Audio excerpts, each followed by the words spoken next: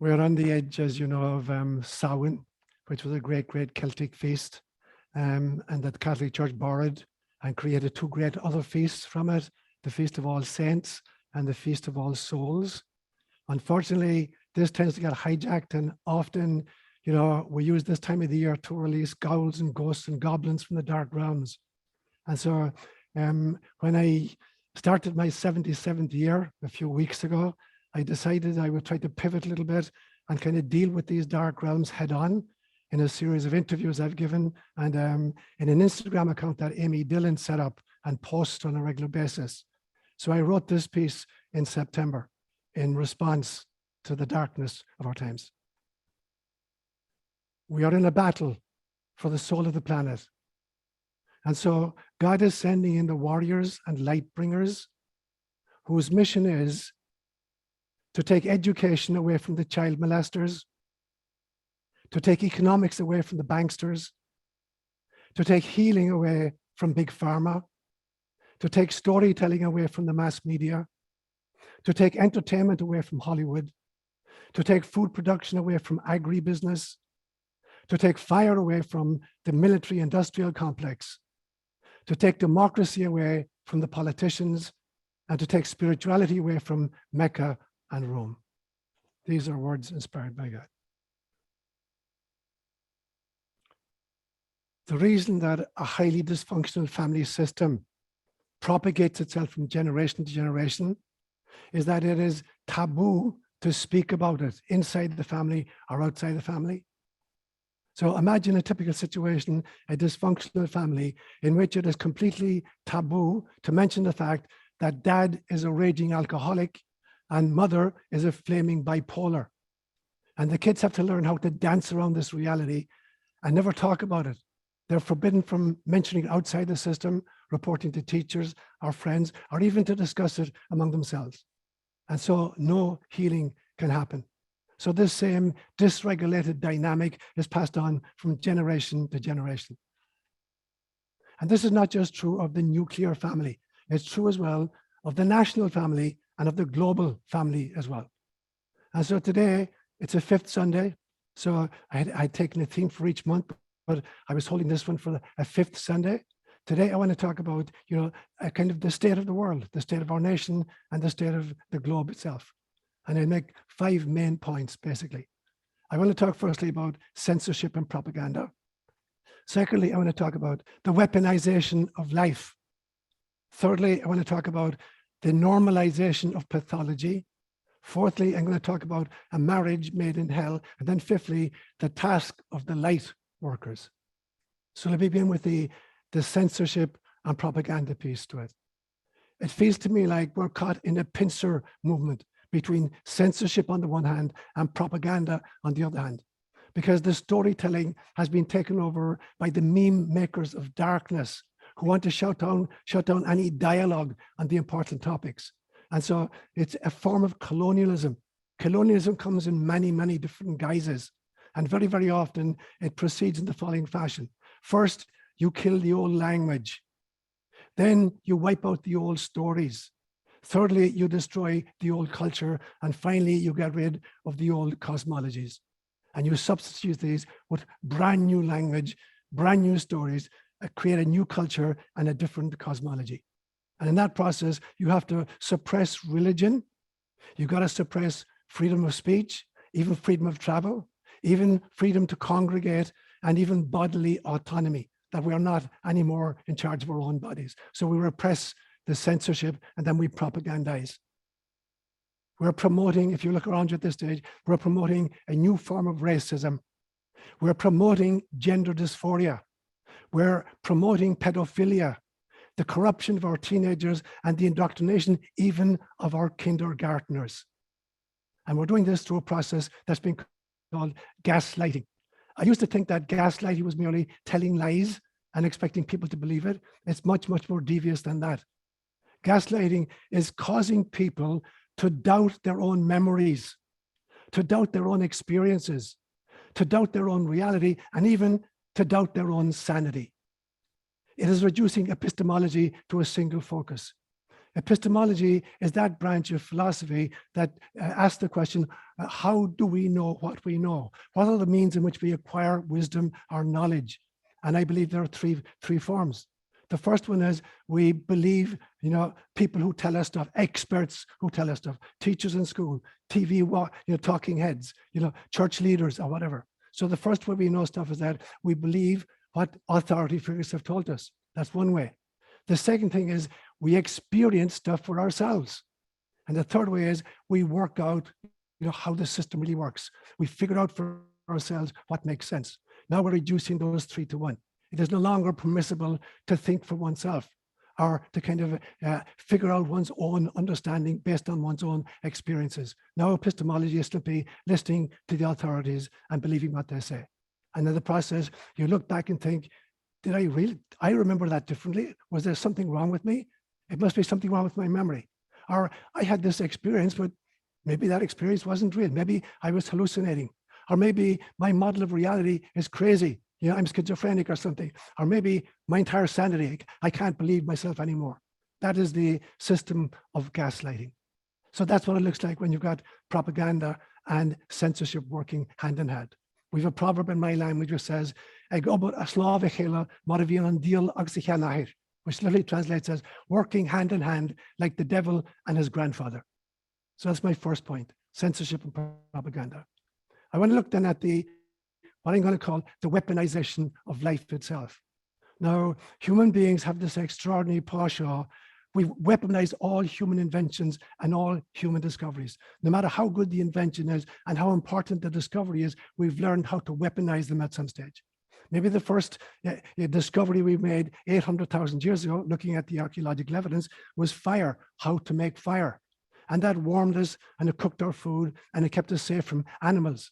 But very, very quickly, we learned how to use fire to burn down the granaries of the enemies or destroy their territory or set fire to the villages. We developed language, both written and oral languages, which is the gift of self-reflection, manipulating, symbols intracranially and learning to communicate it. And we use that, in fact, for propagandizing people or cursing people. We invented boats, little rowboats. And within 1,000 years, these are battleships and destroyers wreaking havoc all over the world. We invented planes way back in 1903. The Wright brothers took off for a 12-second flight. Now, within 12 or 13 years, these same things were used as, aircraft to fight and to bomb and to kill. We used religion, which was always based on a mystical impulse, and we reduced it down to a fundamentalism which creates fear in people. So there had never been a human invention or a human discovery that we haven't learned how to weaponize. And now we're beginning to turn our guns elsewhere. Now we're beginning the weaponization of family. We're beginning the weaponization of gender. We're beginning a new form of the weaponization of race. We're weaponizing education. We're weaponizing medicine. We're weaponizing politics. We're weaponizing economics. We're weaponizing entertainment. We're weaponizing the mass media, and we're even weaponizing federal agencies at this stage. A few months ago, I wrote another piece in which I said, those who are unconsciously evil are simply asleep. Those who are unconsciously good are simply lucky. Those who are consciously evil are pathological, and those who are consciously good are enlightened. And so I want to look very, very quickly at 4 of these many areas which I've just mentioned. I obviously don't have time to go into all of them or any of them in any kind of depth. I'm just going to hit a few places. I want to look at what's happening in our education system, particularly when it goes hand in hand with this transhumanist agenda, this gender dysphoria that's been inculcated into our school kids. Very recently, I came across a case in Vermont where a 14-year-old girl in the locker room, in the girls' locker room, there's a trans boy comes in watching the girls undress. And her father is the soccer coach in the school, so they make a complaint to the school staff. And what happens?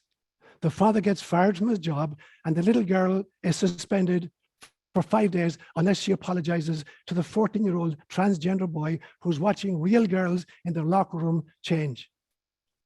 A few months ago, there was another situation where another transgender boy sexually assaulted a young girl in the girls' bathroom. And then when the school found out, they moved him to a different school in the location. When the father protested and came to a school meeting to talk about this, he was wrestled to the ground by police and he was arrested. And we then had this proclamation from on high that parents who attend school meetings are domestic terrorists. And we have this scene where drag queens are being subsidized literally in the state of New York to put on performances for kindergarten kids. Jesus said very famously, maybe the harshest condemnation ever in Jesus' language was this: anybody who causes one of these little ones, he's talking about children because he's an extraordinary love for little kids, anyone who causes any one of these little children to stumble, it would be better for that person that a huge millstone be hung around his neck and that he be thrown into the depths of the ocean. You rarely hear Jesus get this exercise about any topic, but he did it for kids. And we are watching it happen to our own children, even at the kindergarten level. Let's look at the healing. The era of wise women whom we persecuted as witches in the Middle Ages, these extraordinary women who knew medicine like we've forgotten, knew herbology, knew plant medicine of various kinds, where they're demonized and hung as witches. You look at model versions like naturopathy, looking after your own immune system, learning to eat properly, to exercise regularly, and to sleep well. And all of that has been handed over to big pharma. The bloodsuckers who are sucking not just our blood out of us, but our finances as well.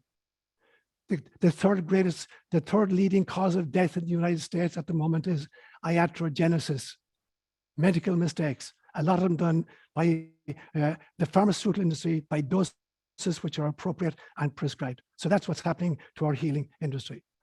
You look at what's happening in the evisceration of religion. I'm embarrassed and ashamed to say that in my own country, Catholic Ireland, about 3 or 4 months ago, when there was this lockdown and people weren't allowed to attend church, that this man is sitting in church on a Sunday with his 2 little boys, like a 6-year-old and an 8-year-old, and the Irish police burst in and arrest this man in church in the middle of Mass, drag him out, and that night at 2 o'clock in the morning, they raid his house, they captured the 2 kids, and the man hasn't seen his kids since.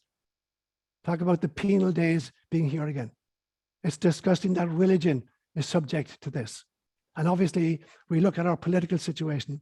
I've had the privilege of living in 3 different continents, on 5 different countries, and I think I can count on the fingers of one hand the number of politicians I've encountered who really have the good of the people at heart. I look at Mahatma Gandhi as one of them, Nelson Mandela as a second, a man called Julius Nyerere in Tanzania. I lived in Tanzania for 3 months when I was studying Swahili, and Julius Nyerere was the president of Tanzania at that stage, an extraordinary, loving, compassionate person whose interest was in the people, not in self-development. And one case in Ireland, a man called Jack Lynch, who was the Taoiseach in Ireland, the Prime Minister of Ireland during the mid and late 70s. These are the only people I can think of offhand who are politicians dedicated to the people whom they were representing. I watched politics in so many countries. It's basically a Punch and Judy show, where you're being invited to take sides. You have the apparent kind of choice to choose between 2 different groups, and basically they're puppets in the hands of the puppeteer. And while you're taking sides in this debate, confederates of the puppeteer are picking the pockets of the people. We call that the taxation system. We look at the WEF, the World Economic Forum, and they're what they call the 2030 agenda. Literally, they're not hiding this anymore. They're proclaiming it. You will own nothing and be happy. That is the future they envisage for us. Now, I asked myself the question, will Bill Gates be part of that? Will Bill Gates own nothing and be happy? Or Jeff Bezos, or Elon Musk, or Klaus Schwab? Are they going to sell everything they have and donate the proceeds to the kind of Catholic worker house in Redwood City? I doubt it somehow. We have the capture of the regulatory bodies, nationally and internationally, those who are allegedly looking out for our welfare. Groups like the United Nations, the WHO, the CDC, the FDA, who are working instead for a globalist agenda. I'm looking at the full frontal assault on our Bill of Rights. We had this deadly combination of incompetent puppets coupled with fully aware evil puppeteers in our times. We need to wake up to what's happening to our world before it's too late. I want to look at the notion of the normalization of pathologies, because they can no longer explain away, what's happening. They turned instead to normalize and said, this has always happened. So there's now the normalization of physical illnesses and the kind of normalization of moral turpitude. And so, for instance, like gender dysphoria or SADS, sudden adult death syndrome. It's like if you put a name on it, you don't have to explain it. So there are young athletes dropping dead on the field, myocarditis in young people, and we give a new name to it, SADS, SADS, sudden adult death syndrome, like SIDS, sudden infant death syndrome. So you don't have to explain it or ask, why is it happening? Just give it a name and then move on. We're looking at the pathology is now being rebranded as normality or even as the ideal. We change even the nomenclature. What used to be known as pedophiles are now simply minor attracted people. People who are attracted to minors, not pedophiles anymore, they're minor attracted people. It is now a crime to say that the emperor has no clothes. Worse, it's a crime to notice that the emperor, who is now identifying as an empress, actually has male genitalia.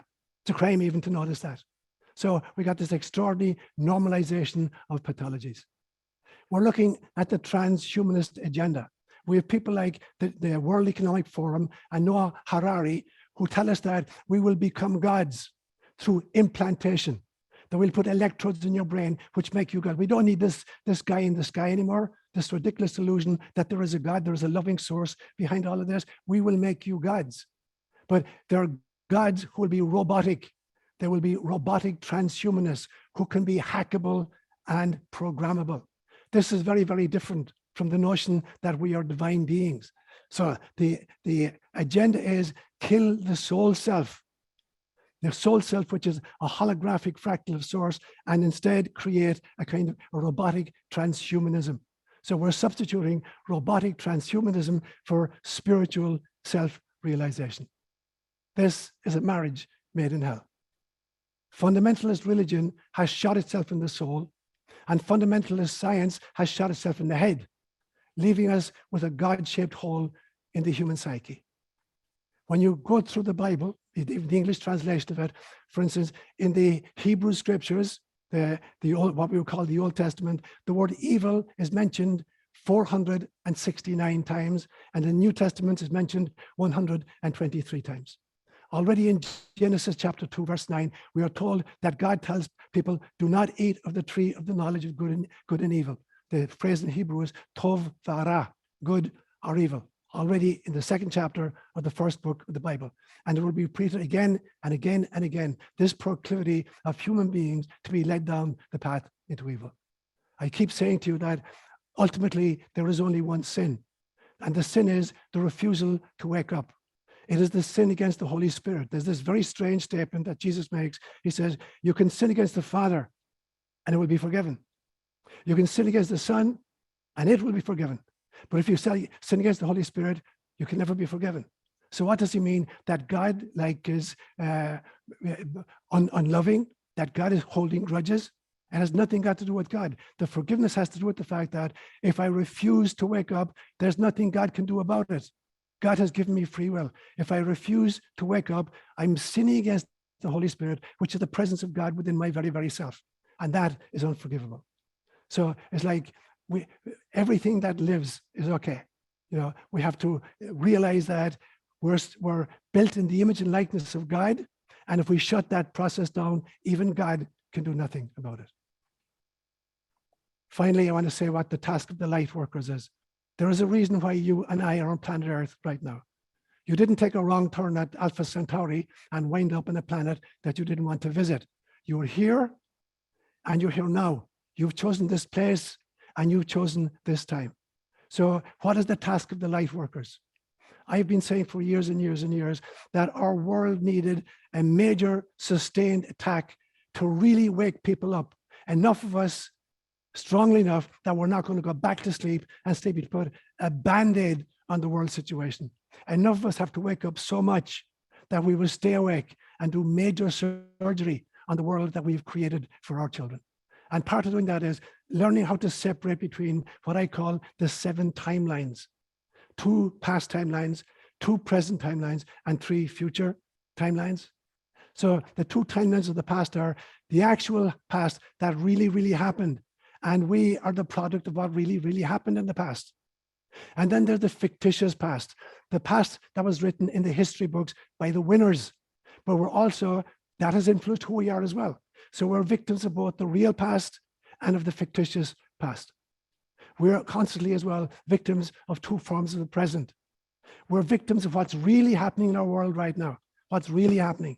And then we're victims of the propagandized version of what's really happening right now. So we got 4 strikes against us right now. And then we got 3 in the future. This notion that there's a fated, inevitable outcome over which we can do nothing. That's one version of the future. I totally disagree that that's true. So that leaves us with 2 versions of the future. There is the probable future, which is likely to happen if we don't change what we're doing. And then there is the possible future, which could happen if we do change what we are doing. And that is the role of the prophet. And the prophet is not the odd individual come to wake up the rest of us. You, because you volunteered to be on planet Earth right now, volunteered to be a prophet. And the function of the prophet is not to predict the future, it is to prevent the future. It is not to foretell the future, it is to forestall the future. It is to be so awake that you see what's really, really happening in our times and see where it's likely headed and then make the kinds of changes. And part of that is exercising all 4 ways of being compassionate. I've given homilies in this in the past. There are 4 phases of compassion. The first phase is the attaboy, the confirmation. Yes, you're doing a great job, keep doing it. The second one is cooperation, compassion by cooperation. Yes, we're all members of the same team. We have different functions, but we're all playing on the same team. That's a second level of compassion. The third one is compensation. Somebody makes a mistake and you pick up the ball and you run with it. So you help those, who are not doing a great job until they learn to do it better. And then the fourth level of compassion is compassion by confrontation, by really calling out what is happening in our times. That is why you're here on planet Earth right now. Now, when we do this, then we can say eventually with Rumi, out beyond ideas of wrongdoing and of right doing, there is a field. I will meet you there. Or with Shakespeare when he said, there is nothing either good nor bad, but thinking makes it so. They're saying there's a place beyond duality. There's a place beyond light and dark. There's a place beyond right and wrong. But in order to get there, you first have to clear the minefield. You can't get there by just walking nonchalantly through a minefield and get exploded in the process. And so every single one of us is meant to take to heart this extraordinarily paradoxical statement of Jesus. It is a story you find what's called the unjust steward. A story where Jesus is talking about the kingdom of heaven. And he says, once upon a time, there was a very rich man and he had a steward who was in charge of all of his property. And then a few years down the road, he was told that the steward is embezzling his property. So he calls the guy and he says, I hear you've been embezzling my property. I need to see the books. And the guy thinks, my God, what am I going to do now? I'm too old to get a real job. I'm too embarrassed to beg. What am I going to do? I know what I'm going to do. And he calls in all of his master's debtors. And he says to one guy, how much do you owe my master? And the guy says, well, I owe him 100 bushels of wheat. And the guy says, here's your bill, change 100 and make it an 80.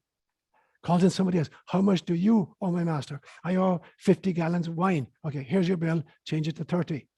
And then Jesus ends with this very strange statement. He said, the master praised the unjust steward insofar as he had acted wisely, because the children of this generation are wiser to their kind than the children of light. Now, is he the master praising the duplicity of the servant, the steward? Absolutely not. What Jesus is saying is this steward was able to turn every single situation to his own economic advantage. When he was employed, he was embezzling. Even when he got fired, he could ask for bakshishi. It was a bribe. I cut your bill. So he could turn every single situation to his own economic advantage. And Christ is saying, why is it that you, the children of light, are not able to turn every situation to your own spiritual advantage? In other words, how are you going to harvest our times in order to bring a message of light and love into our world? And part of that message of love and light is to identify where the mines are hidden in the field, and to explode them easily, where they're not going to damage anybody else, call them out, unbury them, get rid of them, and then you can walk into the field where there is neither light nor dark. It is the field beyond, duality. It is the field only of love. Namaste. my brothers and sisters.